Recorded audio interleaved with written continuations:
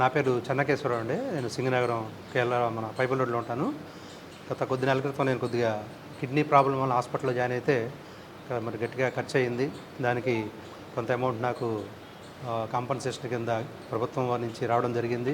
బోండా ఉమామ గారి ఆఫీసులో మరి వారి ద్వారా ఈ నేను చెక్కుని పొందడం వలన వారికి నా పూర్తి గ్రాటిట్యూడ్ని తెలియజేస్తున్నాను. థ్యాంక్ యూ ఉమా గారు, థ్యాంక్ యూ. జగదీశ్వరి, నేను ఆ కాలుకి ఆపరేషన్ చేయించుకున్నాను. దాని నిమిత్తం కొంచెం అమౌంట్ ఇచ్చారు ఉమా గారు, దానికి థ్యాంక్స్ చెప్తున్నాను. శక్తి భాగ్యలక్ష్మి, మా అమ్మాయి ఆరోగ్య నిమిత్తం బిల్లు పెట్టుకున్నాను. మా అమ్మాయికి ఆరోగ్య నిమిత్తం ఉమా గారు సీఎం ఫండ్ ఇప్పించారు. ధన్యవాదాలు ఉమా గారికి. చాలా. నా పేరు గుంజా వీరమ్మ, వడ్ర కాలనీ అజిత్ సింగ్ నగర్ వడ్ర కాలనీలో ఉంటాను. ఆరోగ్య నిమిత్తం సీఎం రిలీఫ్ ఫండ్ పెట్టుకున్నందుకు బోండా ఉమా గారు నాకు చెక్కులు ఇచ్చినందుకు బోండా ఉమా గారికి, చంద్రబాబు గారికి ధన్యవాదాలు చెప్తున్నాను.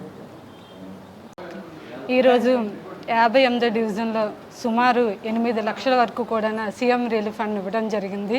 ఈ సందర్భంగా మన సీఎం గారు నారా చంద్రబాబు నాయుడు గారికి, అలానే మా శాసనసభ్యులు బోండా ఉమామేశ్వరరావు గారికి ధన్యవాదాలు తెలుపుకుంటున్నాం. ఎందుకంటే 2014 నుంచి 19 వరకు కూడా కొన్ని లక్షల మందికి కూడా మా ఉమాగారి చేతుల మీదుగా సీఎం రిలీఫ్ ఫండ్ ఇవ్వడం జరిగింది. తర్వాత ఆ ప్రభుత్వం వచ్చిన తర్వాత, వైసీపీ గవర్నమెంట్ వచ్చిన తర్వాత ఒక్కరికి రూపాయి ఇచ్చిన దాఖలా కూడా లేదు.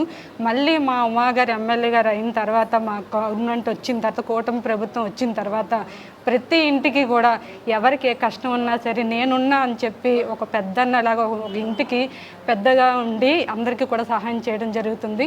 సుమారు ఈ ఒక్కరోజే 58 డివిజన్కి 8 లక్షలు ఇవ్వటం అంటే నాట్ ఈజీ. ఈ సందర్భంగా మా శాసనసభ్యులు బోండా ఉమామేశ్వరరావు గారికి, అలానే సీఎం చంద్రబాబు నాయుడు గారికి ధన్యవాదాలు తెలుపుతున్నాను. ముఖ్యమంత్రి సహాయ నిధి అనేది సెంట్రల్ నియోజకవర్గంలో పేద మధ్యతరగతి ప్రజలకి ఒక వరంలాగా మారింది.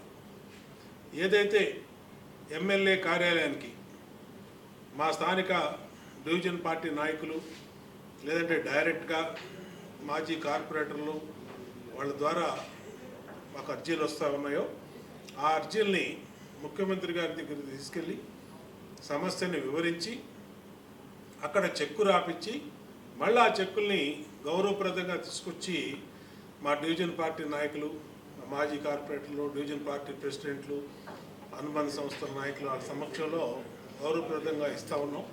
ఇప్పటికీ ఈ 24 నెలల్లో 12 కోట్ల రూపాయలు ఇచ్చాం. ఇప్పటికీ గత 2014, 2019 నేను శాసనసభ్యుడిగా ఉన్నప్పుడు ఆ రోజు కూడా 30 కోట్ల వరకు సీఎం రిలీఫ్ ఫండ్ 5 సంవత్సరాల్లో ఇవ్వటం జరిగింది. అత్యధికంగా రాష్ట్రంలో ఆ రోజు మా హయాంలోనే ఈ సెంట్రల్ నియోజకవర్గ ఎమ్మెల్యేగా ఇవ్వడం జరిగింది. గత 5 సంవత్సరాలు ముఖ్యమంత్రి సహాయ నిధి అంటేనే ఎవరికి తెలియనటువంటి పరిస్థితి. మళ్ళా ఇవాళ నేను ఈ నియోజకవర్గ ఎమ్మెల్యేగా ప్రజల ఆశీస్సులతో ఎన్నికైన తర్వాత మళ్ళీ ముఖ్యమంత్రి సహాయ నిధి ప్రతిరోజు ప్రజలకు ఇస్తూ ఉన్నాం. ప్రతిరోజు వచ్చిన అర్జీల్ని ముఖ్యమంత్రి కార్యాలయానికి పంపిస్తూ ఉన్నాం. దానికి ఒక మనిషిని కేటాయించి ఆ మనిషి ద్వారా అతను రెగ్యులర్గా ఓన్లీ సీఎం రిలీఫ్ ఫండ్ గురించే అతను ప్రతిరోజు సచివాలయానికి వెళ్ళేటట్టు, అలాగే ముఖ్యమంత్రి గారి కార్యాలయానికి వెళ్ళేటట్టుగా ఏర్పాటు చేసి ఫాలోఅప్ చేయటం వల్ల ఇన్ని చెక్కులు వస్తూ ఉన్నాయి.